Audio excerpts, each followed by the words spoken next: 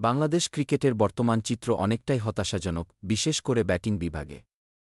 পরিসংখ্যান বলছে, বছরে অন্তত ৯ মাস টাইগার ব্যাটারদের বেশিরভাগ সময় কাটে অফ-ফর্মে। ধারাবাহিকতার ভয়াবহ অভাব, ইনিংস গড়া তো দূরের কথা, দায়িত্বশীল ব্যাটিংও যেন এখন দুর্লভ। এই পরিস্থিতিতে ক্রিকেটপ্রেমীদের মনে স্বাভাবিকভাবেই প্রশ্ন, সাকিব-তামিমের মতো নির্ভরযোগ্য ব্যাটার আর আদৌ আছে কি? একসময় টপ অর্ডারে তামিম ইকবাল ছিলেন ভরসার প্রতীক। তার ব্যাটিং দেখলেই বোঝা যেত একজন সত্যিকারের লিডার কেমন হয়। অন্যদিকে সাকিব আল হাসান ছিলেন দলের প্রাণভোমরা। মিডল অর্ডারে যখনই বিপর্যয়ে সাকিব একাই লড়াই করতেন। কিন্তু এই দুই অভিজ্ঞ তারকা এখন ক্যারিয়ারের শেষ প্রান্তে। কেউ কেউ তো ইতিমধ্যে বিদায়ও বলে দিয়েছেন। তাদের উত্তরসূরি হিসেবে উঠে আসা ব্যাটারদের কেউই এখনও প্রমাণ করতে পারেননি যে তারা বড় মঞ্চের খেলোয়াড়। শান্ত, লিটন, নাজমুল, ইয়াসির কিংবা আফিফ কেউই ধারাবাহিক নন। এক ম্যাচে ঝলক দেখান, পরের ৫ ম্যাচে খুঁজে পাওয়া যায় না।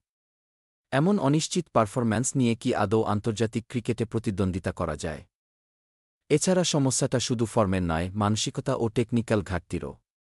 কঠিন সময়ে ইনিংস গড়ার মানসিক দিতা, পিচ বুঝে খেলার কৌশল, প্রতিপক্ষ বোলারদের কনফিডেন্স ভাঙার সাহস, এই দিকগুলোতেও বড় ঘাটতি স্পষ্ট। অন্যদিকে ব্যাটারদের এই অফর্ম পুরো দলের উপর চাপ বাড়িয়ে দেয়।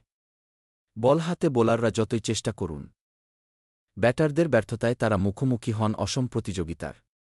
ফলে ম্যাচ জয়ের স্বপ্নটা থেকেও থাকে অধরা। সামগ্রিকভাবে দেখা যাচ্ছে, একজন সাকিব বা তামিমের মতো ম্যাচ উইনার টাইপ ব্যাটার এখন দলে নেই। নতুনদের কারও মধ্যে সেই ধীরস্থিরতা, আগ্রাসন ও বুদ্ধিমত্তার সমন্বয় চোখে পড়ে না। বাংলাদেশ ক্রিকেট বোর্ড, বিসিবি বারবার নানা পরিকল্পনার কথা বললেও ফলাফল বলছে ভিন্ন কথা।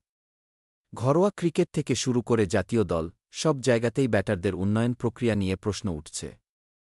কোচিং, টেকনিক্যাল সাপোর্ট, মনস্তাত্ত্বিক প্রশিক্ষণ, সব দিকেই ঘাটতি বিদ্যমান।